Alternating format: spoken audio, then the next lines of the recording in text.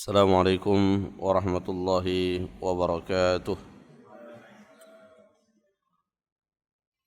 الحمد لله رب العالمين، والصلاة والسلام على أشرف الأنبياء والمرسلين وعلى آله وأصحابه أجمعين. أشهد أن لا إله إلا الله وحده لا شريك له، وأشهد أن محمدا عبده ورسوله.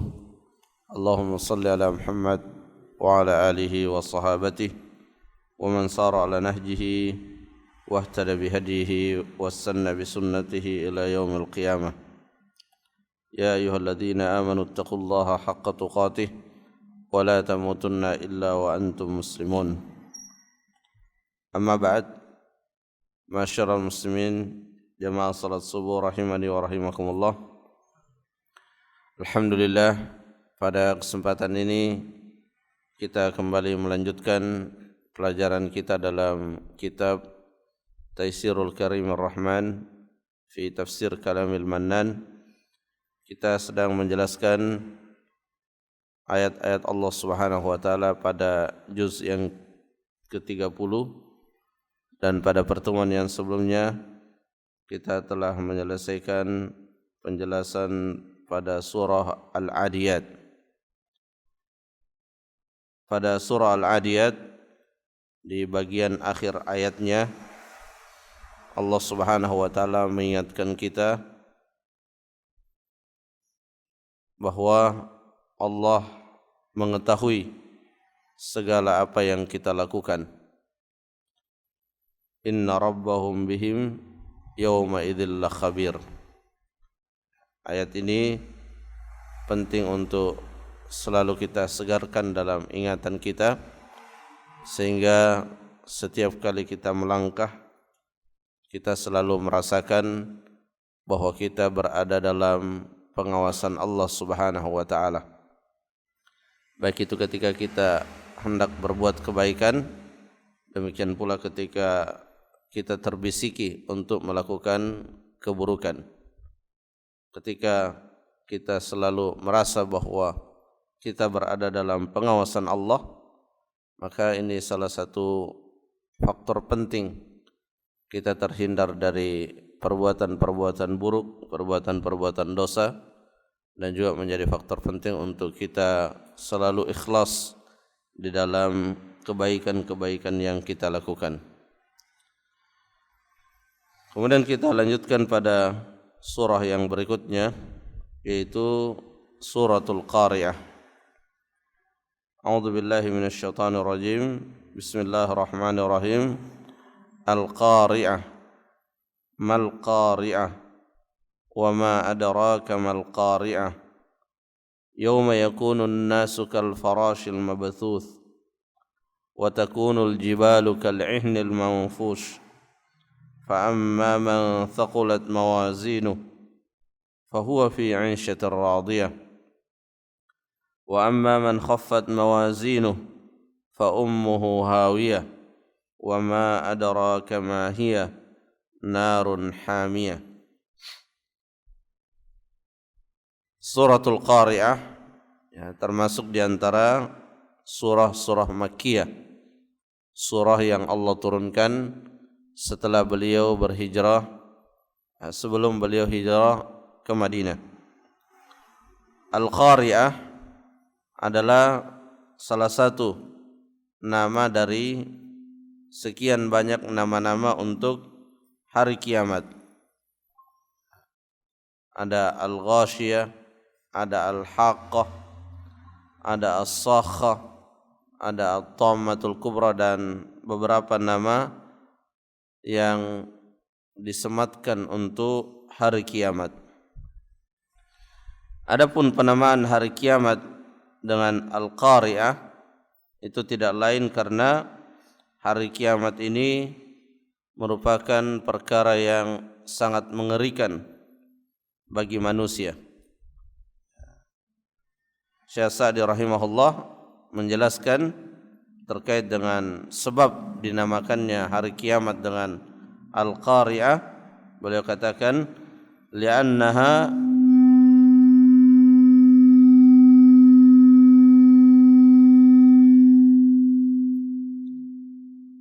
li'annaha tufzi'un nas wa tuz'ijuhum bi ahwaliha.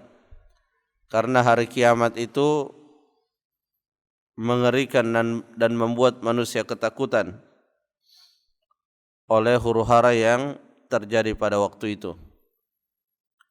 Allah Subhanahu wa taala pada ayat yang lain menggambarkan bahwa ketika terjadi hari kiamat, manusia seperti orang yang mabuk.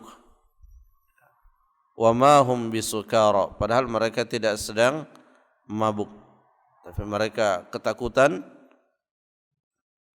dan saking takutnya manusia, wanita-wanita yang sedang hamil itu akhirnya melahirkan disebabkan oleh ketakutan yang sangat luar biasa yang mereka alami.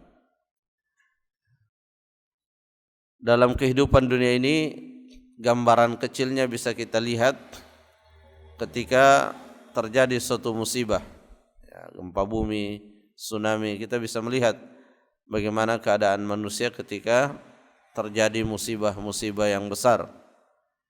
Dan musibah yang Allah perlihatkan di permukaan bumi ini belum ada bandingannya dengan hari kiamat. Hari kiamat jauh lebih menakutkan, jauh lebih mengerikan. Ayat ini termasuk ayat-ayat yang Allah Subhanahu wa taala turunkan untuk menghidupkan rasa takut kita kepada yang namanya hari akhirat. Supaya apa? Supaya kita berbuat dan berusaha untuk kemaslahatan hari akhirat kita. Karena ketika seseorang tidak berusaha, tidak berupaya, maka hal yang menakutkan tersebut akan menemani dirinya di akhirat selama-lamanya. Atau kalau dia masih bertauhid kepada Allah dan tidak menyekutukannya, maka Allah Subhanahu wa taala akan menyelamatkannya dari rasa takut tersebut. Jadi salah satu uslub yang Allah Subhanahu wa taala gunakan di dalam menyampaikan agama ini, terkadang Allah menyampaikan ayat-ayat yang membuat kita sangat takut, dan di saat yang sama juga Allah menurunkan ayat-ayat yang membuat kita selalu berharap dan optimis. Allah Subhanahu wa taala mengutus Nabi-Nya Muhammad sallallahu alaihi wasallam sebagai basyiran wa nadhira, sebagai pembawa berita gembira yang membuat kita selalu memiliki harapan, tidak mudah berputus asa, dan juga sebagai pemberi peringatan yang membuat kita tidak larut dalam berita-berita gembira tersebut, sehingga diri seorang muslim itu senantiasa berada di antara al-khauf war raja, berada di antara rasa takut dan juga rasa berharap. Di saat ia melakukan kebaikan, kebaikan yang dilakukannya tidak membuat dirinya berpuas diri, apalagi sampai merasa aman dari siksa neraka. Karena ketika kita berbuat kebaikan, kita hanya bisa berharap semoga kebaikan itu diterima, dan kita tidak bisa memastikan bahwa kebaikan kita telah diterima. Dan ketika kita tidak bisa memastikan diterimanya kebaikan kita, maka otomatis kita tidak bisa memastikan apakah di akhirat kita termasuk orang yang berbahagia atau justru sebaliknya. Sehingga kita hanya berharap,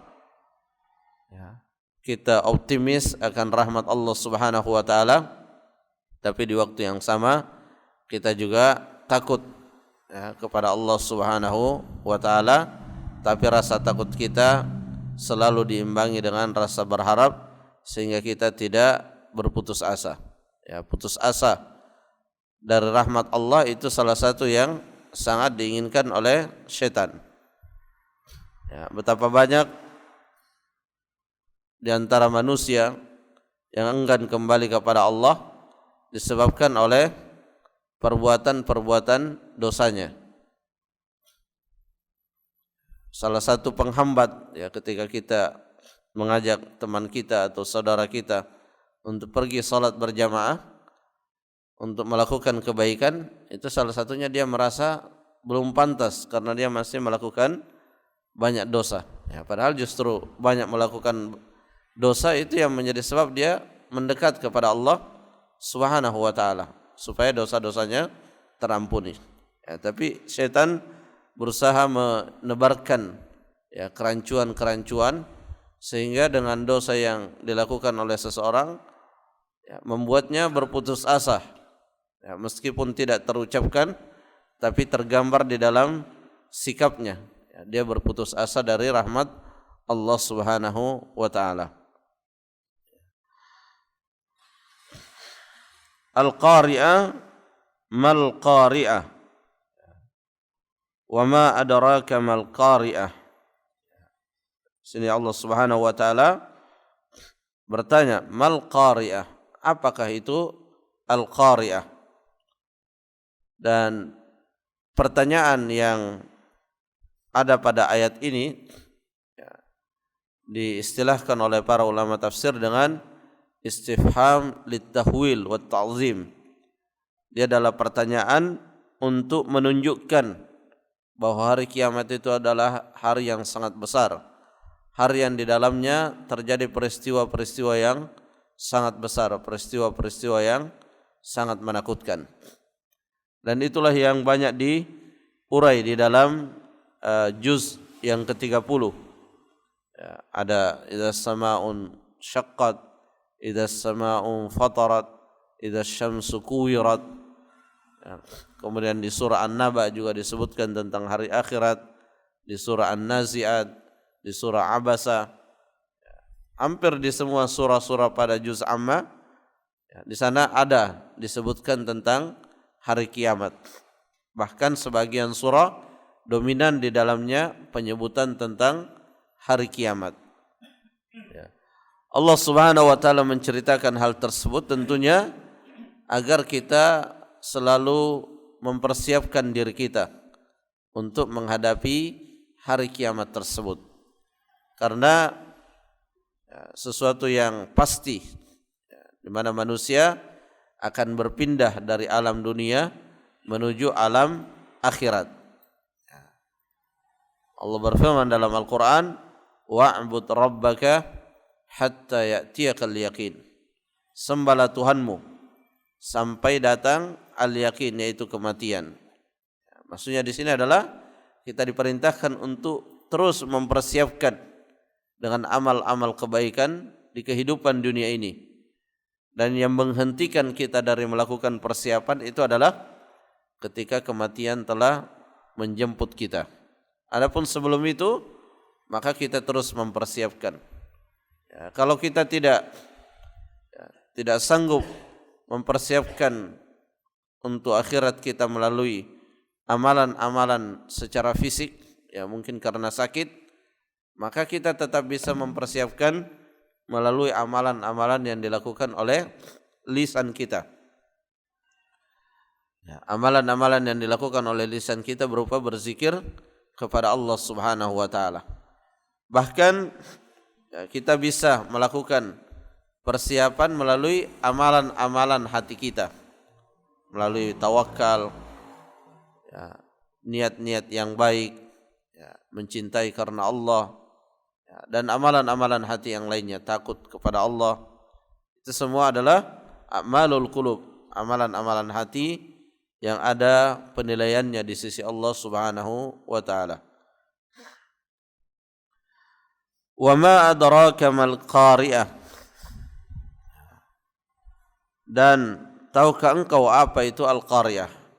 Ini sama dengan pertanyaan yang sebelumnya, di mana Allah Subhanahu wa taala bertanya, tujuannya bukan untuk dijawab, tapi tujuannya adalah agar kita merasakan bahwa hari kiamat itu adalah sesuatu yang sangat besar.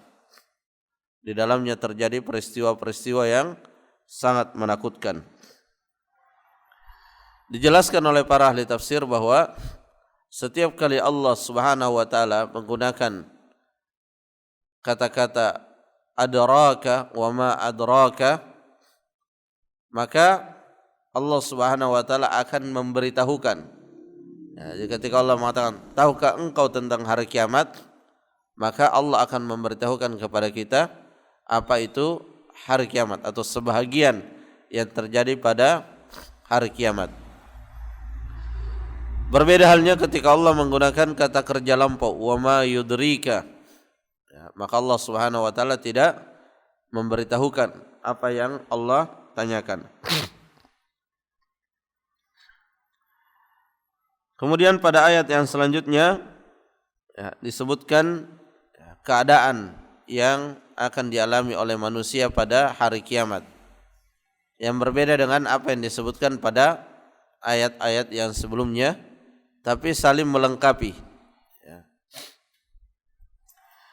Yauma yakunun nasu kal farashil mabthuth. Pada hari di mana manusia seperti al-farash. Al-farash ini biasa diterjemahkan dengan kupu-kupu atau binatang yang sangat kecil yang biasanya kalau pada malam hari kalau ada api yang dinyalakan maka dia mendekat ke api tersebut, bahkan saking ringannya binatang ini kadang tidak sadar tubuhnya terbakar oleh api. Allah Subhanahu wa taala mengumpamakan keadaan manusia seperti binatang ini, seperti serangga ini. Ya, sangat ringan, sangat lemah, tidak tahu akan kemana, kebingungan. Seperti itulah gambaran keadaan manusia ya ketika terjadi hari kiamat. Tidak mirip ya, ada kemiripan pada bahagian tertentu ketika terjadi musibah besar. Para saudara-saudara kita yang tertempa dengan musibah yang besar itu akan lari ke sana kemari ya. Seperti tidak ada tujuan, tidak bisa berpikir, yang di dalam ayat yang lain dikatakan wa ma hum bisukara. Mereka bukanlah orang yang mabuk, tapi sikap dan tingkah lakunya seperti orang yang mabuk. Ya, kenapa demikian? Ya, kenapa sampai keadaan manusia seperti itu? Min syiddatil faza' wal haul. Ya, disebabkan karena dahsyatnya ya, rasa takut mereka, besarnya ketakutan mereka, dan besarnya huru-hara pada hari itu.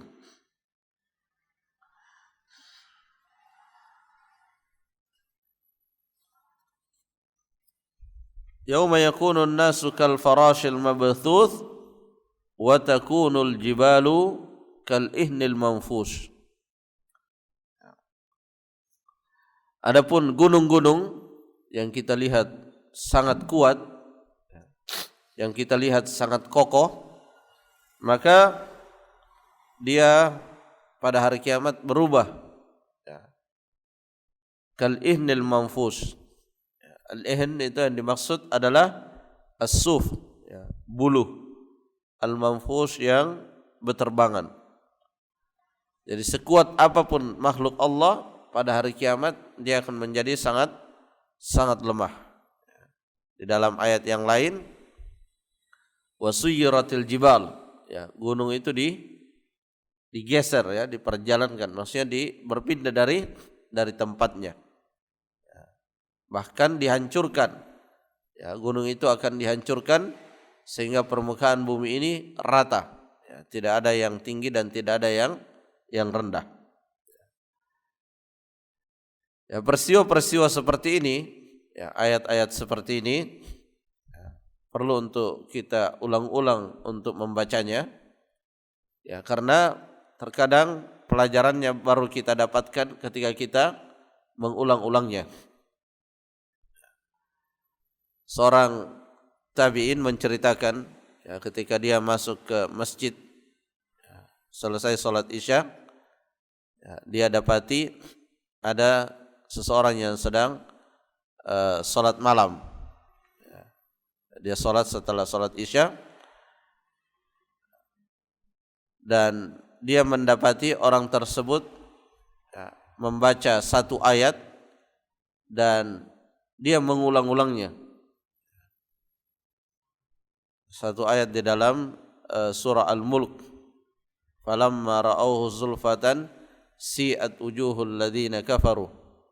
Itu dia ulang-ulang, dan ketika tabi'in yang melihat orang tersebut salat, itu terus yang diulang-ulang. Dia ulang-ulang dan sampai kembali ke rumah masih ayat itu dia ulang-ulang terus. Bahkan ketika dia kembali setelah pulang ke rumahnya, dia kembali di waktu subuh untuk melakukan azan subuh, dia masih mendapati orang itu sambil menangis dengan mengulang-ulang ayat tersebut. Kenapa? Karena terkadang ayat kalau tidak diulang, kalau dia tidak diulang, dia akan lewat begitu saja. Sehingga terkadang perlu untuk diulang-ulang sehingga terasa makna yang ada di dalamnya. Al-Qaryah, Mal-Qaryah. Kalau kita baca seperti itu saja, kadang belum terasa. Padahal ini sesuatu yang sangat menakutkan. Dan ini juga tentunya erat kaitannya dengan keadaan hati setiap manusia. Ketika hati manusia itu lembut, ketika hati manusia itu bersih, maka dia akan lebih mudah untuk terhubung dengan ayat-ayat Al-Quran. Sehingga memang diperintahkan untuk ayat-ayat, kata Ibnu Taimiyah, kalau mau menyentuh lembarannya saja, itu kita diperintahkan untuk berwudu, untuk membersihkan diri kita dari hadas. Apalagi mau menyentuh maknanya, menyentuh lembarannya, fisiknya saja, kita diperintahkan untuk berwudu, bersuci. Apalagi kalau mau menyentuh maknanya, maka kita memang butuh untuk membersihkannya. Dan suatu kenikmatan yang sangat besar kalau seseorang sudah mudah untuk ternasihati oleh ayat-ayat Al-Quran. Kalau dia baca ayat Al-Quran, dia mendapatkan nasihat, maka itu sesuatu yang luar biasa. Karena terkadang kita lebih senang mendengarkan nasihat yang diucapkan oleh orang, kata-katanya itu memberikan nasihat, tapi ayat Al-Qur'annya itu tidak memberikan nasihat. Maka ini perlu untuk diperbaiki hati kita supaya kita lebih ternasihati oleh ayat-ayat Al-Qur'an. Karena sebagian orang lebih ternasihati dengan retorika yang menyampaikannya, dengan kefasihan orang yang menyampaikannya. Tapi dengan Al-Qur'an yang sebenarnya tidak ada yang mengalahkan kefasihannya, tidak ternasihati. Wa takunul jibalu kal ihnil manfush. Fa amma man thaqulat mawazinu. Kemudian Allah Subhanahu wa taala menyebutkan keadaan manusia pada waktu itu. Fa amma man thaqulat mawazinu. Adapun siapa yang berat timbangannya, yaitu rajahat hasanatuhu ala sayyiatihi. Lebih berat timbangan kebaikannya daripada timbangan keburukannya. Fahuwa fi 'isyatir radiyah. Maka dia berada dalam kehidupan yang memuaskan, yaitu kehidupan surga.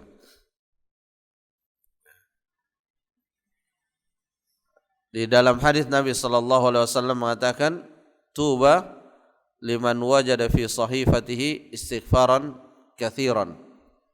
Beruntunglah orang yang mendapatkan dalam catatan amalnya istighfar yang sangat banyak. Kenapa? Karena istighfar itulah yang akan menghapus keburukan-keburukan kita. Dan dengan terhapusnya keburukan kita, itu akan semakin meringankan keberadaannya dan memberatkan timbangan kebaikan kita. Sehingga di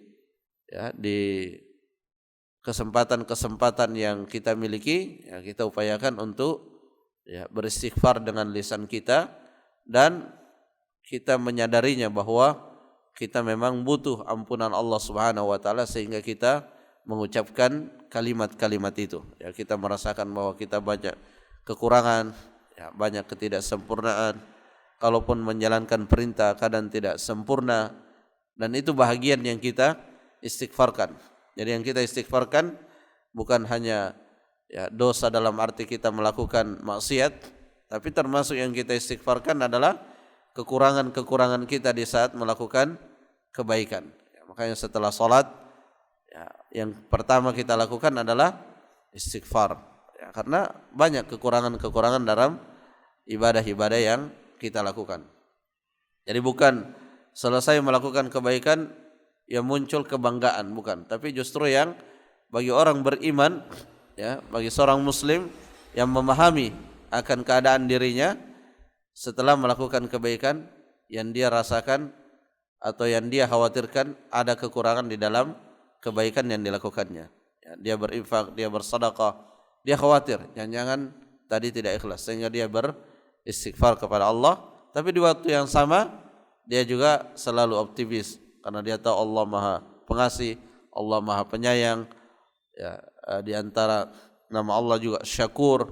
Ya, Allah membalas amalan yang dilakukan oleh hambanya meskipun penuh dengan kekurangan, tapi Allah akan memberikan balasan terhadap amalan tersebut.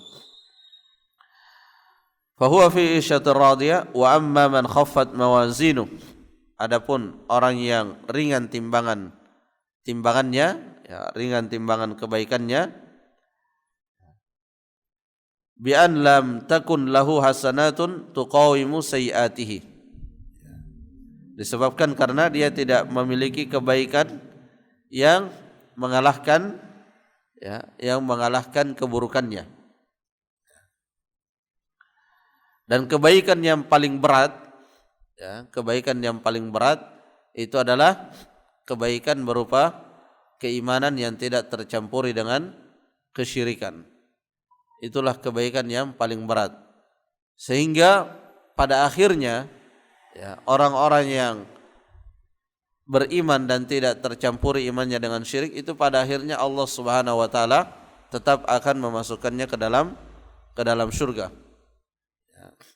Rasulullah SAW menceritakan, ya, ada orang di hari kiamat nanti yang diperlihatkan kepadanya keburukan-keburukannya dan sangat banyak keburukan-keburukannya. Kemudian dikatakan kepadanya bahwa ada kebaikanmu yang bisa mengalahkan keburukanmu itu. Dia heran, apa kebaikan apa yang pernah saya lakukan yang bisa mengalahkan, ya, keburukannya tersebut. Ternyata didatangkan dan yang didapati itu adalah kalimatut tauhid, ya, kalimat tauhid. Ya, sehingga inilah modal yang harus selalu kita jaga dengan ketat. Bagaimana supaya iman kita selalu terjaga dari kesyirikan, dan buah dari terjaganya iman kita dari kesyirikan akan menjaga kita dari hal-hal yang bersifat maksiat. Ya. Karena tidak mungkin seseorang, ya, terjaga keimanannya kecuali dengan menjaga dirinya dari kemaksiatan. Fa ummuhu hawiyah. Ya, ketika lebih ringan timbangan kebaikannya, maka fa ummuhu hawiyah, ya, maka tempat kembalinya, tempat tinggalnya, ma'wahu wa maskanuhu an-nar allati min asma'iha al-hawiyah. Maka tempat kembalinya, tempat tinggalnya itu adalah neraka. Allati min asma'iha al-hawiyah, dan di antara nama neraka itu adalah al-hawiyah.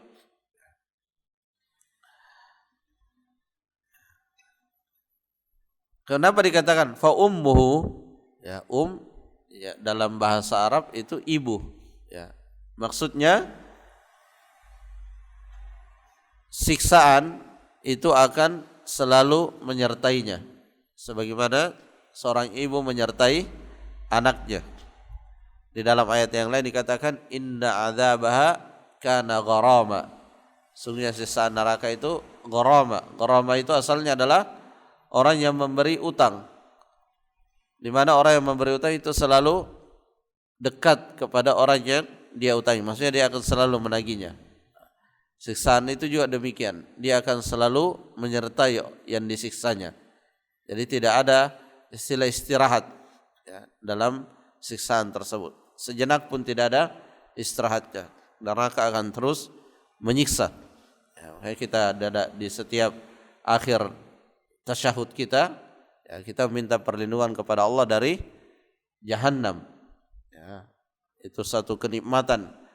Ya, di mana Rasulullah SAW mensunnahkan dan mencontohkan kepada kita 5 kali dalam sehari paling minimal kita mengucapkan itu, mengucapkan minta perlindungan dari azab kubur, dari neraka Jahannam, dari siksa fitnah dunia dan dari fitnah Dajjal. Wa ma adraka ma hiya. Ya, ini juga pertanyaan yang menunjukkan neraka itu sesuatu yang sangat besar dan sangat menakutkan. Narun hamiyah. Ya. Narun hamiyah, ya, api yang sangat panas. Ya, neraka yang sangat panas. Ya. Disebutkan di dalam hadis-hadis bahwa panasnya api neraka itu 70 kali lipat. Ya, 70 kali lipat dari panasnya api yang ada di dunia. Padahal kalau manusia disiksa dengan api yang ada di dunia maka itu sudah mencukupi, ya, sudah sangat menyiksa. Tapi ini panasnya lebih lagi, ya 70 kali lipat. Jamaah rahimakumullah, ya semoga ayat-ayat ini dan juga ayat-ayat yang sebelumnya bisa selalu menjadi nasihat bagi kita untuk selalu ingat akan kehidupan akhirat yang menjadi faktor kita selalu termotivasi di dalam beristiqamah di atas Al-Quran dan di atas sunnah Rasulullah sallallahu alaihi wasallam. Wallahu ta'ala alam bis-shawab. Subhanakallahumma rabbana wa bihamdik asyhadu an la ilaha illa anta astaghfiruka wa atubu ilaik. Assalamualaikum warahmatullahi wabarakatuh.